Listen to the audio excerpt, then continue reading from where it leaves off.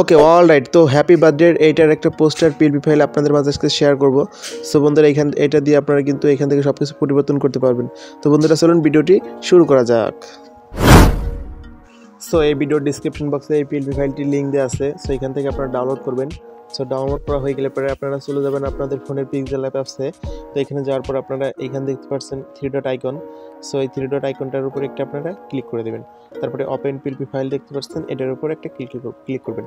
এরপর এখান থেকে আপনার যে ফোল্ডারে এই ফাইলটি রয়েছে, মানে আপনি ডাউনলোড করার পর আছে, ওইখান থেকে কিন্তু এই ফাইলটা আপনাকে খুঁজে নিতে হবে। সো খুঁজে নেওয়ার পর আপনাকে হয়তো বেশিরভাগই ডাউনলোড অপশনে এখানে এরকম একটা থাকবে। সো আমার এটা আছে পিক্সেল অ্যাপসে। আমি এখান থেকে পিক্সেল অ্যাপের উপর একটা এই ফাইলটির উপর একটা ক্লিক করে দিলাম। তারপর এখান থেকে ওপেন অনলি করে দিবেন। ওকে, দেখতে পাচ্ছেন ফাইলটি কিন্তু এখানে ওপেন হয়ে গেছে। সো ফাইলটির ডিজাইন কিন্তু অনেক সুন্দর হয়েছে।